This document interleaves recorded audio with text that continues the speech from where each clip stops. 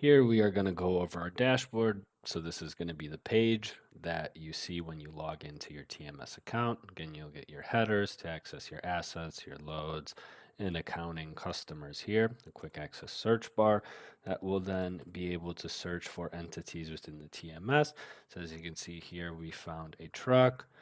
And if we're typing in specific info, like a load number, that will then pop up and we can open that specific entity in a separate page. You'll also have your user info that you're logged in as, well as an option to then log out by clicking here, the button on the top right. Obviously, the most prominent thing here you will see is going to be the map. This will show all of your assets with their most recent locations. You'll be able to click on them and get a more detailed view as to which one is where. So as you can see, this is our truck with Jim as the driver. They are working on this specific load with their most recent updated time and their status as well. So they are checked in. You'll be able to drag the map as well as zoom in and zoom out. As you can see, if you click on that, that will automatically take us into that more detailed information, and we can scroll in for a closer view, as well as using the plus and minus if that is more convenient for you.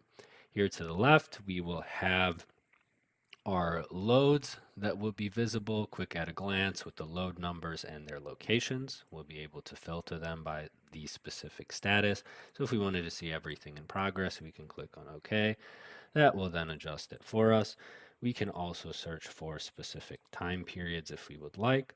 So if we wanted to narrow down our search to be this will then adjust our information. And if we need to reset it, we can click on that date range again. When we click on the little arrow, this will drop out to be a bit more detailed information. As you can see, then the addresses with the current status visible and the assigned assets, so our driver and the truck, more detailed corresponding dates, as well as then our customer and rate information. If we click on more, this will open a new window with that specific load in a different page. This will work for all of them. If you have many, you can scroll up and down and filter them as needed. As we are going further down this screen, we will see separate widgets, starting with our mileage widget, which will then show you total miles encompassing loaded and empty with our average rate per mile and loaded mile here separately. We can then see a percentage of deadhead miles and filter through different corresponding time periods. So if we adjust it, for example, to last week, this will then show that information there. Our asset widgets currently encompasses the drivers and trucks, where you will be able to see who is doing what. So right now we have 4 total active drivers, none are idle, which is a good thing. And we will see who is on the road, who is assigned, and the same option here when we toggle to trucks. As you can see, we will have 3 total.